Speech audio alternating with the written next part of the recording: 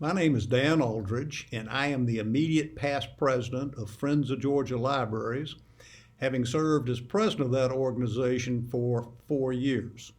I want to thank the Friends of North Carolina Public Libraries and Judy Hills for giving me the opportunity to address some fellow friends. I have enjoyed getting to know Judy through her efforts to bring together Friends of Georgia, Friends of South Carolina, Friends of Tennessee, and Friends of North Carolina to work together on issues of concern to all of us and to share resources that benefit all friends. My topic is on smoothing rocky relationships. The relationship between a friends group and its library can be fraught with potential problems, which, if not properly managed, can be counterproductive and, in extreme cases, harmful. I'm going to cover 3 areas. First, how friends groups are organized and the ways they relate to the library they are intended to support. Then I'll give you some example of relationship problems that I have encountered throughout my travels around the state of Georgia meeting with friends groups. Then I'll conclude with an outline of some of the best practices for dealing with, reducing, and hopefully eliminating relationship problems. Let's start with the question, what are friends for? Friends groups are a familiar part of many governmental and quasi-governmental organizations, including colleges, universities, museums, historical societies, botanical gardens, etc. This presentation is focused on friends groups formed to support their local library. Friends groups provide financial support, sometimes volunteer support in connection with special events, and they advocate on behalf of their library. The use of friends groups in support of a library is primarily structural. They provide a mechanism for overcoming some of the limitations faced by governmental and quasi-governmental organizations. With declining state and federal support, local governments have been forced to look to non-traditional sources of support. Using a friends group is a way to avoid bureaucratic procedures and governmentally imposed restrictions. Friends groups allow libraries 2 principal advantages. First, they allow the segregation of funds which would otherwise end up in the governing body's general treasury. And second, they make it possible to apply for grants to take advantage of other opportunities offered only to charitable organizations. The relationship between a library and its friends group can become contentious. The problems encountered fall into 2 main categories. First, those which involve organizational structure, and second, those which involve personal relationships. Let's look at the organizational structure problems first. There are 3 elements to be examined to understand the structural relationship between the library and its friends group. The first element is the range of development-related functions for which the friends group is responsible. The range represents the degree of autonomy of the friends group, ranging from extreme control to complete independence. A friends group that operates with a high degree of control or oversight may function simply as a repository for the library's funds with no active role in generating those funds. This structure limits the friends group effectiveness, can affect the friends group's ability to attract quality board members, and possibly jeopardize the friends group's tax-exempt status with the Internal Revenue Service.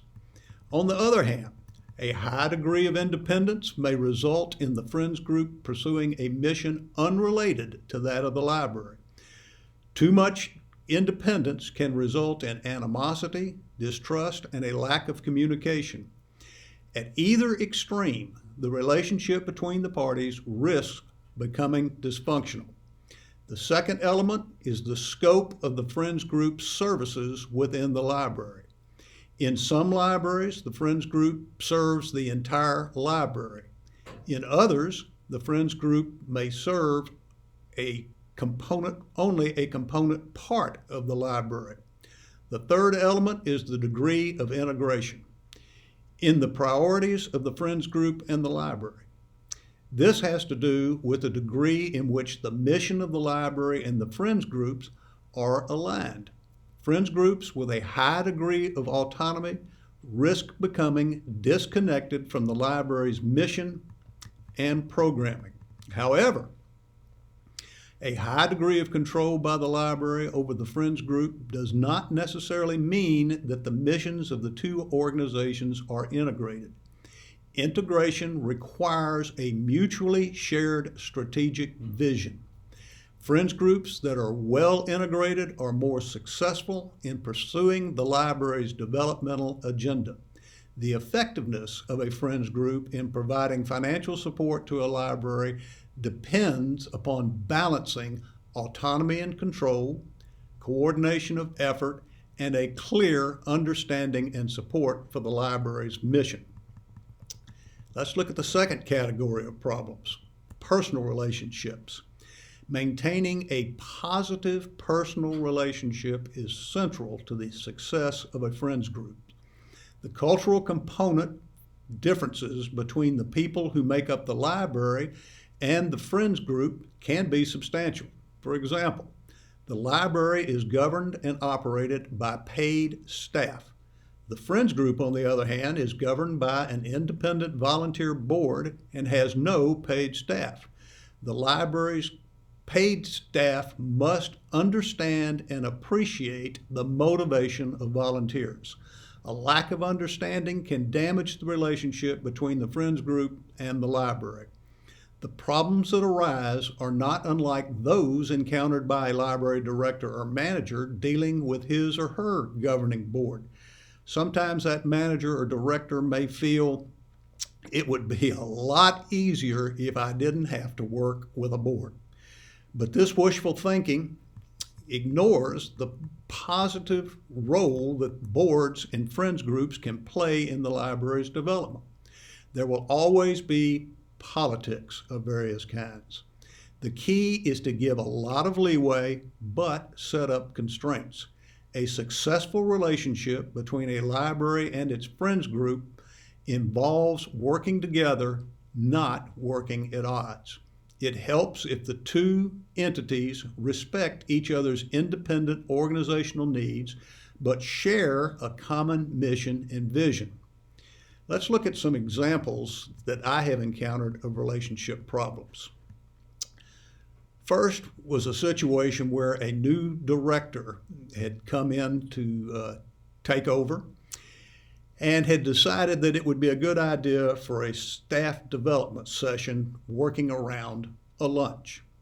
She asked the Friends Group if they would provide $150 to help pay for the lunch being served to the staff. The Friends Group said no. Well, it turned out that the Friends Group actually had $46,000 in their checking account, but were unwilling to pay $150 to provide lunch for the staff during a training session. It also turned out that this particular Friends Group had tens of thousands of dollars that sat in a checking account year after year. They were out raising money for the library, telling the public, we need your support, financial support for the library, then accepting funds and then not using them. Money sitting in a bank does not help anybody, and it does not achieve the goal that you have. This was a situation of no clear understanding of the use of funds raised. Another example was a particular Friends Group had a great deal of autonomy, or at least in their minds thought they were completely autonomous, and they decided that money they had raised from the public to support the library needed to go to other charitable organizations in the community. They ended up sending money to an animal shelter, and needless to say, the library manager was extremely upset. You cannot be a Friends Group of a library and be financially supporting other charitable organizations than your library.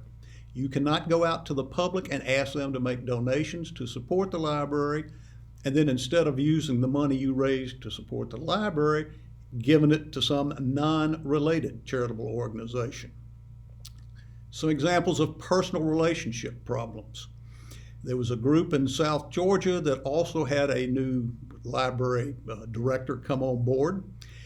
And it turns out that the library director, new library director, and the president of the Friends group had a major personality conflict. They were at complete loggerheads and were just arguing back and forth, not accomplishing anything towards the mission of the particular library. Friends of Georgia Libraries came down to provide a seminar in the morning for the board of trustees of the library, and then that afternoon did a seminar for the Friends groups. We went back to the beginning of the relationship. At the beginning, both of those organizations had a common goal: to make that library the best that it could be. And then along the way, personalities got involved and the goal got forgotten, and the two organizations were going in different directions. Instead of spending time working on the mission of the two parties, they were spending time arguing over relationships. At the conclusion of the morning session and the afternoon session, I thought we'd made some great progress, but in the end, the problems of the personality conflict were too much. And unfortunately, the Friends group ended up dissolving. It had been in place for 20 years, providing great benefits for that library, and now it's gone. Another example happened at the library that I was the president of before becoming involved with Fogel. We had a board member who was in charge of book sales, did a tremendous job with book sales. And she was preparing for the most recent book sale when the library manager approached her and said, "I'd like for you to make some changes. Instead of how you normally set up, I want you to do it this way at this particular location in the library because we've got space problems, and this would help the work of the library go smoothly during the sale." Well, for whatever reason, the board member took offense at that and felt like the librarian was overstepping her boundaries and trying to tell her how to run a book sale, and she considered herself to be the expert in how to run a book sale. So at the conclusion of the sale, the board member made a derogatory comment to the library manager. Naturally, the library manager took offense at that, and then over the period of weeks, every time their paths crossed, there were unfortunate statements made from one to the other. I was completely unaware of this conflict, and it hadn't been brought to the board's attention. Nobody said anything about it, and unfortunately, it festered over a period of weeks to the point where it got completely out of hand. Had I known about it at the beginning, I would have tried to take the library board member and move her, the Friends board member, and move her over into another area. She was a very talented individual, but she ended up resigning, and we lost the benefit of having her as part of our group. And the library manager was upset with this individual, and a lot of her frustration she took out on the Friends group because she considered them one and the same.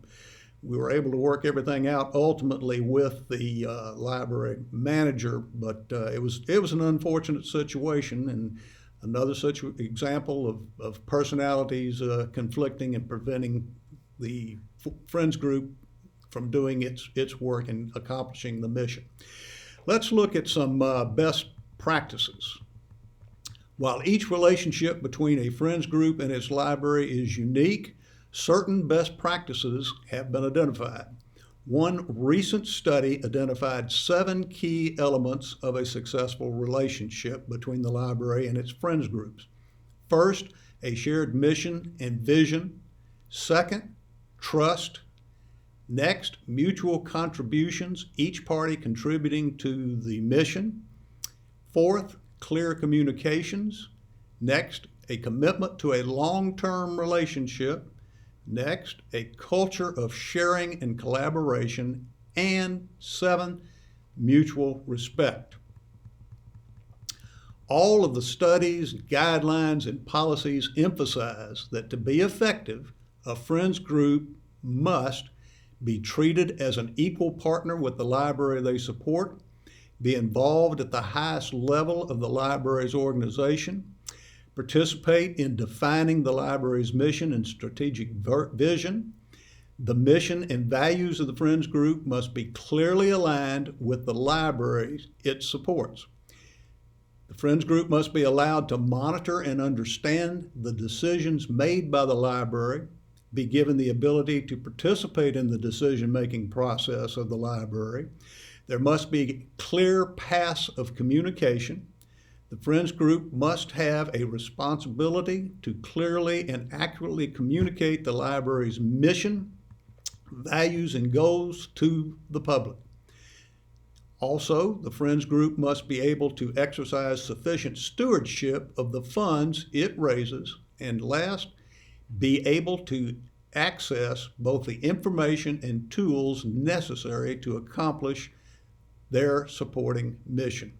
Bottom line, in a successful resolution of a rocky relationship lies in clearly defining the relationship between the parties. What is the best way to do that? A memorandum of understanding, also referred to as an MOU. Discussions of a detailed discussion of an MOU is a topic for another presentation. But let me give you a quick summary of what a memorandum of understanding is all about. It's a written document that clearly describes the relationship between the library director, library board, if there's a board, and the Friends group. It sets out the expectations and responsibilities of the parties in their relationship with each other. All parties sign the MOU, acknowledging their agreement to abide by its terms. Examples of an MOU are available from United for Libraries. You can also find a long version and a short version on the website of Friends of North Carolina Public Libraries. If it's not yet posted, it will be soon. I want to thank Judy Hills, who has been instrumental in drafting the long and short version that appears or will appear on that website. Sample forms do not need to be adopted word for word. They are suggestions, strong suggestions in many cases, but the document itself should be customized to fit your needs and circumstances. It's recommended that all Friends groups adopt an MOU. Also, new Friends board members should be required to read the MOU and ask questions. And just like your bylaws, the MOU should be reviewed periodically. Are you still following its terms? Does it need any updates? I hope I've given you something to think about and work on. With hard work, you'll have a successful Friends group, which will be of tremendous benefit to the library and all the residents of your community. It's an undertaking that you can be proud of. It's been a pleasure to have been able to address you. Thanks for allowing me this opportunity.